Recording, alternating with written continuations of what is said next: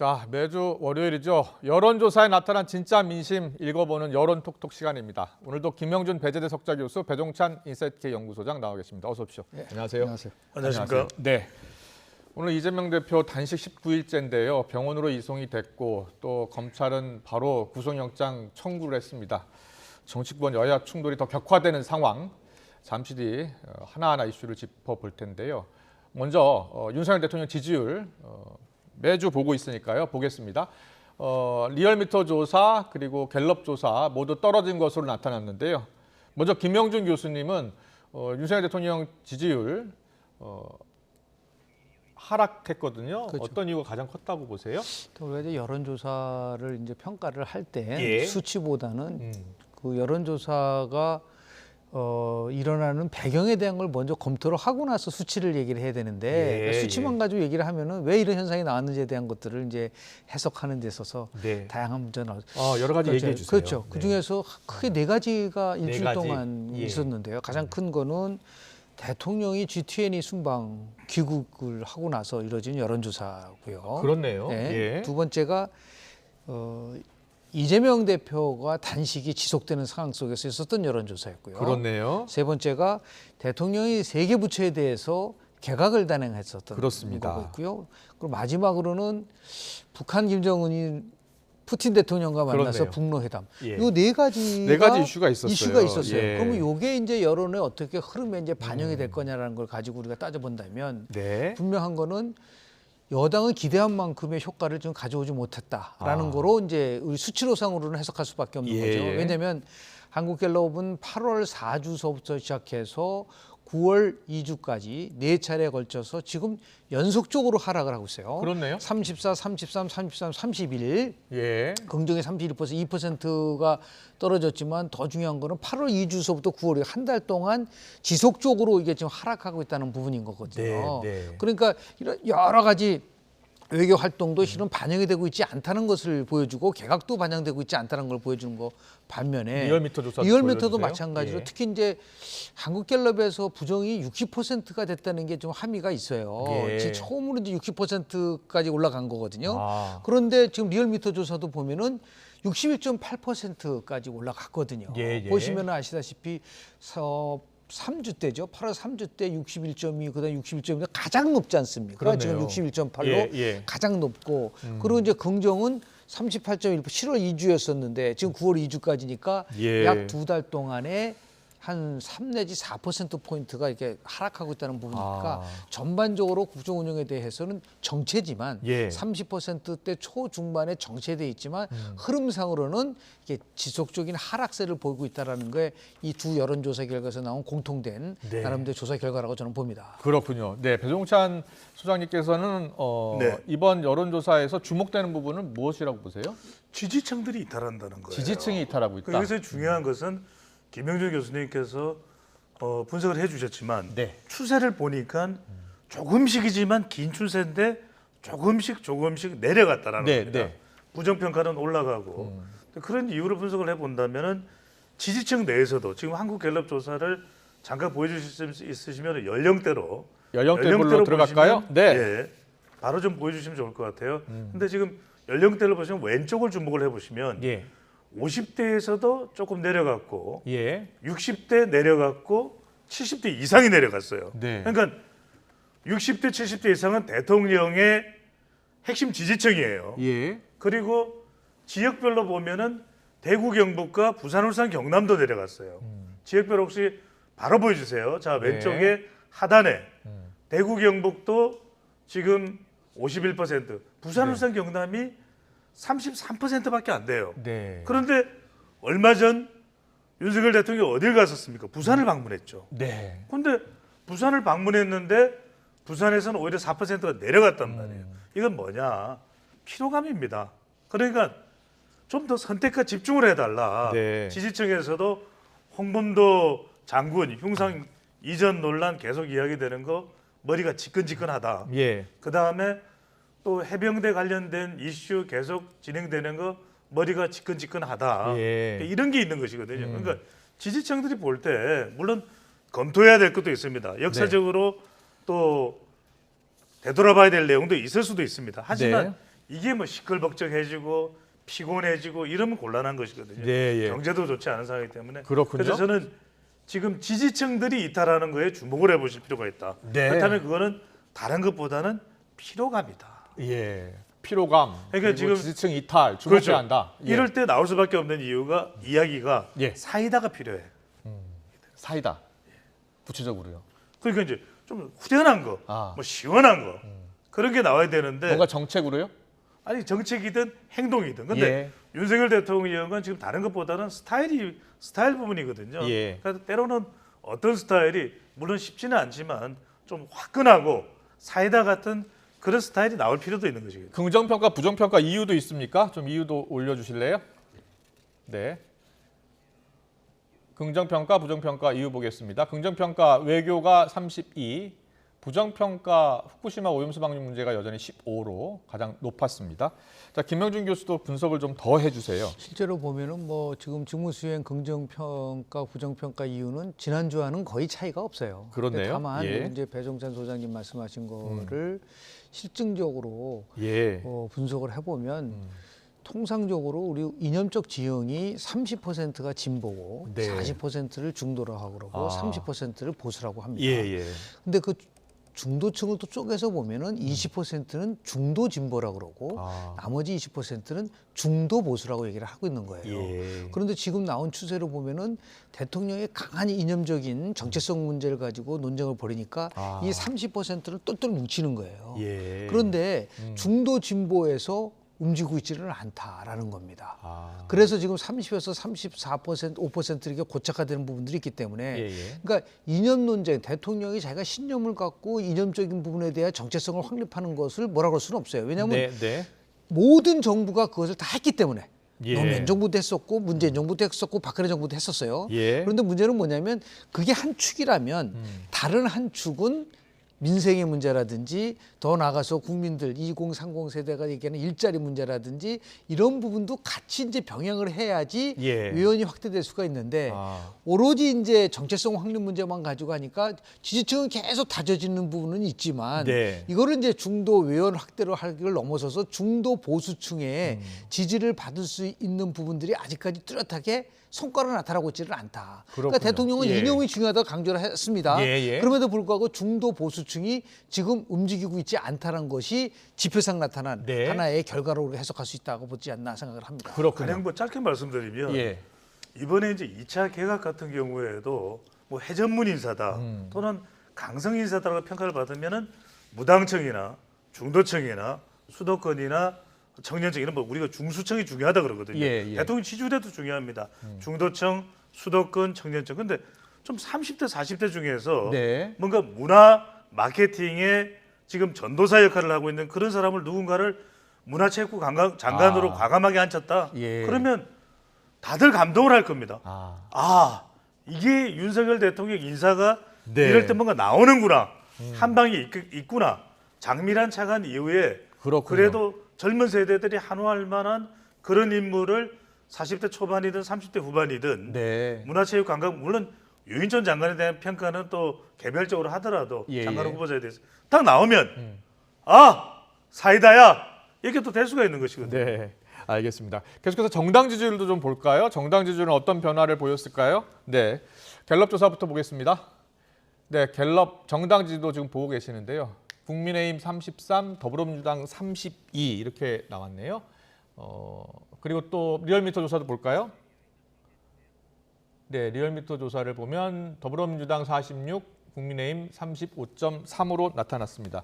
자, 정당 지지율에서 우리가 또 주목해야 될 부분은 뭘까요? 이 갤럽을 먼저 보면은 네. 갤럽을 조금 기준으로 해서 분석을 해드리면 예. 뭐 추세를 보는 게 중요합니다.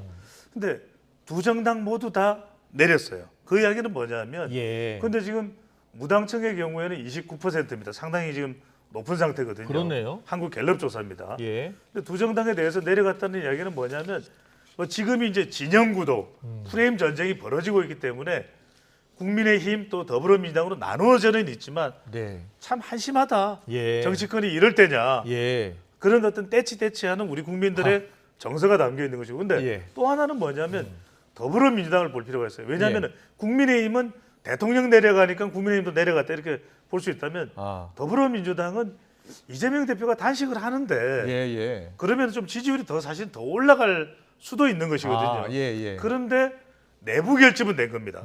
2주 전 조사에서는 이 한국갤럽에서 27%까지 내려갔었던 네. 27%죠. 그렇게 예. 기억을 하고 있습니다.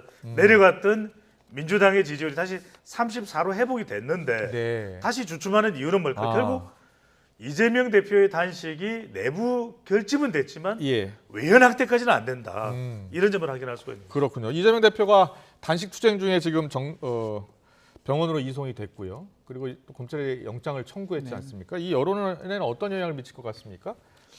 실제로 보면 뭐 아직 굉장히 충돌적인 해석들이 굉장히 많아요. 예. 예를 들어서 뭐 이제 한국갤럽 지지만 본다 하더라도 예. 지금 분명한 거는 대통령 지지가 계속해서 추락하고 있는데 네. 27%로 올라갔다가 예를 들어 떨어졌다가 34% 올라갔다가 예. 또 이제 30% 떨어졌단 네, 말이에요. 네. 그 더블 곡선을 계속 구는 그 이유는 뭐냐면 저는 이렇게 해석을 합니다. 뭐 민주당에 대한 얘기도 하지만 아주 노골적으로 얘기하면은 이재명 대표의 리더십의 한계를 보여주는 거다. 그러니까 단식을 하는데도 불구하고 예. 민주당이 결집은 했지만은 결국은 다른 중도로서 외연 확장하지 못하고 있기 때문에 나온 건데 다만 예. 지금 보면은 뭐 리얼미터 조사에서는 46%까지 올라가고 예. 정당 지지도에서 근데 무당층이 12%밖에 안 나온다는 데 대해서는 이거는 문제 제기를 할 수밖에 없어요. 지금 현 시점에서 이걸 계속해서 몇 번씩 물어봐서 12층이 나온 것인지 자, 12%가 나온 잠시만요. 이 것인지요. 두 분이 다 전문가시니까요. 지금 무당층이 리얼미터 조사는 12잖아요. 그리고 갤럽 조사는 아까 28인가요? 29까지 올라갔었는데 이 물어볼 때 좀 다르게 물어봅니까? 아니죠. 그렇진 그거는 이제 반응하는 사람이 응답자가 어떤 성향인 사람이 응답을 많이 하느냐에 따라 달라지는 거죠. 아. 그러니까 이제 ARS 같은 경우는 뭐 예. 아주 굉장히 그 직설적으로 얘기하면 전화가 올 때를 기다리는 사람이 응답을 그렇군요. 하느냐 안 하느냐에 따라 달라질 수가 있는 거거든요. 더 나가서 이제 그래서 뭐 통상적으로 선거를 한 뭐 두세 달 남아도 무당층이 한 20% 되는 게 정상이에요. 예. 그런데 보통 이제 12%까지 떨어졌다는 얘기는 이제 뭔가 굉장히 정당과 관련돼서 정치적 성향이 강한 분들이 결국 이제 ARS 응답에 응하는 게 아니냐라고 그렇군요. 추론해 볼 수밖에 없는데 한 번 더 한번 보면은 갤럽은 면접 방식이죠. 그렇습니다. 무당층 전화는 29가 나왔고요. ARS 조사인 리얼미터 조사는 12가 나왔습니다. 그래서 이게 복잡 다단한 설명이 많은데 저는 예. 이 자동응답 조사와 리얼미터와 그리고 갤럽의 차이를 샤인 민주로 봅니다. 네. 왜? 전화 면접에서도 물어보는데 민주당에 대해서 더 적극적으로 지지한다고 응답을 못하는 이유가 뭘까? 예. 그는 민주당 내부에 지금 누적되어 있는 리스크 때문인 것이거든요. 예, 근데 예. 자동응답의 경우에는 더 적극적인 정치 관심도가 높은 뭐 정치 관여도 이야기하는데 네. 고관여층에 저는 고관여층이면 관심도가 높은 사람이죠. ARS 자동응답 전화라도 조사에 응해야 되겠다. 예. 이런 사람들은 지지자 하는 정당에 대한 의사표명도 분명합니다. 예. 그런데 이제 국민의힘은 거의 차이가 없어요. 대통령 지지율도 거의 차이가 없습니다. 자동응답 방식이든 전화 면접이든. 그렇네요. 근데 예. 지금의 상황 자체가 전국 자체가 더불어민주당 지지층들에게는 뭔가 이걸 다 드러내놓고 대답하기에는 부담스러운 상황이에요. 예. 그래서 저는 샤인 민주의 특성이 있다. 물론 여기에 대해서는 이견이 있을 수 있습니다. 예. 하지만 그런 차이도 감안해서 볼 필요가 있겠죠. 김영주 교수님도 그렇게 실제로 보세요? 보면은 한국갤럽 조사에서 보면은 이제 물어보는 게 정치가에 얼마나 관심이 많냐를 가지고 물어보는 게 있어요. 그러니까 예. 정당 지지도 지금 33대 32로 나왔고 무당층이 29인데 예. 정치에 아주 관심이 많다라는 쪽에서 보면은 국민의힘이 46% 그리고 민주당은 37%밖에 안 됩니다. 예. 12% 포인트 예. 차이가 나요. 근데 정치에 어느 정도 관심이 있다라고 했을 때는 국민의힘이 36이고 그리고 39%가 민주예요. 예. 그렇다고 따지면은 정치적 관심층이 실제로 보면은 ARS 때 샤이로 남았다가 민주당을 찍었다고 하는 것에 대한 것은 저는 동의하기 어렵다라고 좀 보고요. 예, 그래서 예. 실제로 보면은 이 조사 방식에 따라서 물량이 당연히 나타날 수도 네, 있겠지만은 전반적으로 그동안 통상적으로 우리가 알고 있었던 부동층의 규모랑 비교했을 때 이 12%는 너무 상당히 작고 예. 그리고 실제로 보면 무당층에 대해 잠깐 말씀 좀 드리면 크게 세 가지 층이 있습니다. 무당층에는 예. 첫 번째는 은폐형 부동층이에요. 네. 분명히 자기가 아는데 대답을 안 하는 사람입니다. 그게 지금 얘기하는 샤이 민주당을 얘기하는 예. 거고요. 두 번째는 뭐냐 순수 부동층입니다. 정말 부동층은 뭐냐 내가 누굴 찍기 싫지 않다.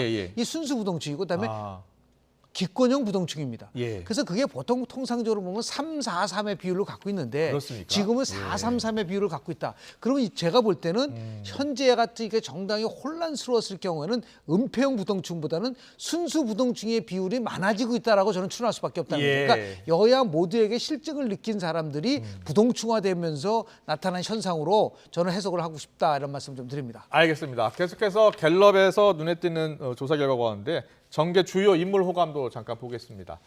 8명의 정계 주요 인물 호감도를 조사했는데요. 자, 오세훈 시장, 한동훈 장관, 홍준표 시장, 또 김동연 지사, 그리고 이재명 대표, 원희룡 장관, 이낙연 전 대표, 또 안철수 의원 이렇게 나왔는데요. 전체적으로 호감도 30% 안팎이고요. 그리고 비호감도가 다 높아요. 눈에 띄는 호감도 보이는 인물 누구라고 보세요? 우선은 이제 오세훈 시장에 좀 주목을 해보실 필요가 있을 것 예. 같아요. 왜냐하면 오 시장의 경우에는 이 조사에 8명을 어떻게 선정을 했냐면 직전 조사에서 대통령감으로 우리나라의 정치 지도자로 좋아하는 사람이 누구냐라고 물어봤을 때 그 사람을 대상으로 한 거군요. 거예요. 예. 근데 그때는 한나라당에서는 한나라당이 아니라 이 국민의힘 지지층에서는 한동훈 장관이 가장 높았습니다. 그런데 호감도를 물어보니까 오세훈 시장이 한동훈 장관보다 2%라도 더 높다는 거거든요. 네. 이건 뭐냐? 결과적으로 중도 외연이에요. 그러니까 한동훈 장관이 국민의힘 지지층이나 보수층이나 또는 윤석열 대통령 지지층에서는 많이 지지를 받고 있지만 호감도를 물어봤을 때 중도층이나 외연이 확대되는 호감도는 오 시장이 더 넓다. 더 폭이 높은 편이다, 넓은 편이다. 이렇게 이제 생각을 해볼 수가 있는 거죠. 또 한 명 주목을 해볼 사람은 김동연 경기지사예요. 김동연 경기지사는 호감도도 호감도 비호감도가 낮다 이거예요. 네, 호감도가 29 그리고 비호감도 41이네요. 41이니까 다른 후보는 거의 50 또는 뭐 60 이렇게 있는 비호감도가 41로 상대적으로 안철수 낮네요. 국민의힘 의원은 69예요. 비호감도가. 예. 그럼 상대적으로 낮은 이유가 모르가. 김동연 경기지사를 좀 몰라서 그럴 수도 있다. 그러니까 인지도가 다른 후보들에 비해서는 상대적으로 높지 않아서 그런 이유도 있을 수 있겠지만 한편으로 이것도 마찬가지입니다. 김동연 경기지사도 정치인 출신이 아니기 때문에 좀 무색무취하시잖아요. 이념적으로. 그러니까 이게 결국 확장성이다. 그러니까 따지고 보면은 국민의힘 앞으로 이제 대선 후보가 될 후보 인물들 중에서는 오세훈 시장의 확장성이 민주당에서는 우리 이재명 대표나 이낙연 전 대표보다도 김동연 지사의 확장성이 더 큰 거 아닌가? 그렇게 이런 읽어볼 주목을 수 해보는군요. 있겠군요. 실제로 보면은 저 투표만 보면은 민주당이 큰일 났구나. 2027년 대선에서도 결국은 국민의힘과 경쟁할 만한 후보랑 보면은 1, 2, 3를 지금 오세훈, 한동훈, 홍준표 아닌가요? 그렇게 돼 있지 않습니까? 그 이재명 대표 같은 경우는 29%인데 저게 갖고 있는 함의가요. 2021년도 3월 달에 46%로 이재명 후보의 호감도가 제일 높았어요. 그런데 지금 2021년도니까 한 2년 정도 흐른데 29%까지 떨어졌고 지난 대통령 선거 때 48% 육박한 후보를 가진 사람이 호감도가 29고 비호감이 61%. 여전히 비호감 대표라고 하는 것을 지금 극복하고 있지 못하다는 건데요. 그거 제가 세부조차 봤는데 가장 흥미로운 거는 이재명 대표의 호남에서의 비호감도입니다. 그럼 보통 이제 민주당의 당 대표다 보면 높게 나올 것 같은데 호감 44%, 비호감 43%예요. 그러니까 같다는 거예요. 그러니까 그만큼 이재명 대표의 확장성은 저기까지구나라고 봐서 볼 수가 없다. 지금 이제 김동연 지사 얘기를 하고 있지만 전부 다 합쳐서 70%밖에 안 되지 않습니까? 나머지 30%는 그러면 뭐냐? 아직까지 잘 모르겠으나 분명한 거는 저에게는 이재용, 이낙연보다는 김동연 지사가 앞으로 튀어나갈 수 있는 가능성, 호감도로만 보면 그런 부분을 얘기할 수 있지 않을까라는 생각이 들고 한동훈 법무장관은 지난 조사 때 국민의힘에서 최고로 높게 나왔어요. 12%로. 그런데도 역시 호감도에서도 탑을 차지하고 있다는 거는 여전히 잠재력이 있고. 그러니까 지금 이제 배종찬 소장께서는 오세훈은 확장성인데 한동훈 법무장관은 잠재성을 갖고 있는 부분들이 있는 거고. 예. 홍준표 대구시장은 보면 이게 선호가 분명하잖아요. 네, 네. 그런데도 불구하고 30% 호감도를 갖고 있다는 거. 이런 것들이 이제 앞으로 물론 이제 개별 호감도는 계속해서 변화되고 있지만 예. 제일 관심 있게 봐야 될 부분은 역시 제1야당의 대표시기 때문에 이재명 더불어민주당 대표의 저 호감도의 수치는 어떻게 보면은 좀 아킬레스건일 수도 있다. 그래서 그렇게 19일간 단식을 했음에도 불구하고 이렇게 지지도가 높이 올라가지 못한 이유가 아닌가라는 생각을 좀 하게 됩니다. 알겠습니다. 그리고 오늘 또 나온 여론조사가 있었어요. 다음 달 11일 치러지는 강서구청장 보궐선거. 자, 여론조사인데요. 잠깐 보여주시죠. 리얼미터 조사인데요. 네. 지금 보면은 진교훈 민주당 후보 39.4, 김태후 전 강서구청장이죠. 28.1 이렇게 나오고 있습니다. 자, 여야가 지금 강서구청장 보궐선거에 굉장히 그 공을 들이고 있잖아요. 살을 걸고 있죠. 예. 그래서 우선 이 그래프에서 확인할 수 있는 것은 분석할 수 있는 것은 강서구가 민주당 강세 지역이구나. 예. 그렇게 볼 수밖에 없는 것이 실제로 지난 대선에서도 윤석열 후보가 서울에서 한 30만 표 가량 앞섰지만 강서구는 이재명 후보가 더 많이 득표를 해요. 예. 그리고 여기 이제 현역 세 사람이 다 더불어민주당 소속의 국회의원이거든요. 그렇군요. 그러니까 상당히 예. 민주당 강세 지역인데 네네. 그래서 이 조사 결과를 보더라도 오차 범위 밖으로 진교훈 후보가 앞서는 결과입니다. 예. 그런데 이제 김태우 후보에 대해서는 약간 그런 이 부정적 정서도 있을 거예요. 사면을 빨리 받아와서 예. 본인으로 인해서 보궐선거를 하는데 본인이 또 출마를 해. 물론 그렇지만 그럼에도 불구하고 예. 국민의힘 경선에서 이겼으니까. 그런데 중요한 게 있습니다. 네. 강서구청장 당선 예측 뭐가 결정할 거라고 보십니까? 예. 김영수 앵커께서는 뭐가 강서구청장 당선자 예측의 핵심 기준은 뭐라고 보십니까? 예. 투표율입니다. 아, 투표율입니다. 투표율. 보궐선거는 항상 투표율이 특히나 좌우하죠. 여기는 연령대별 투표율인데 예. 특히 40대가 대체적으로 민주당 지지 성향이 강하거든요. 20대, 30대보다는 40대가 그래도 투표 적극성이 높은 편입니다. 네. 그러면 40대의 투표율과 60대, 70대 이상의 투표율 어느 쪽이 상대적으로 더 많은가? 예. 이게 상당히 중요합니다. 하나 더 알겠습니다. 지적하면은 네. 결국은 표가 갈릴 수가 있어요. 야당 표가. 예. 진보당 표 보시면은 예, 진보당이요. 예, 예, 그- 잠깐 표 보여주세요. 전부 다 10% 정도 차이가 나오고 있지만은 저기 지금 권혜인, 예. 권수정 전부 다 이게 진보 성향이 10% 이상을 차지하고 있잖아요. 아, 저 예. 표의 분산의 부분에 대한 부분이 있기 때문에 예. 실제로 보면 투표율과 마찬가지로 네. 이 야권 분열에 대한 부분을 어떻게 해결할 것이냐가 아마도 중요한 관전 포인트가 될 수 있지 않을까 생각을 좀 하게 됩니다. 네, 알겠습니다. 여론 톡톡 여기까지 듣겠습니다. 배종찬 인사이트K 연구소장과 또 김영준 배재대 석좌교수와 함께했습니다. 잘 들었습니다. 네, 고맙습니다. 고맙습니다. 감사합니다.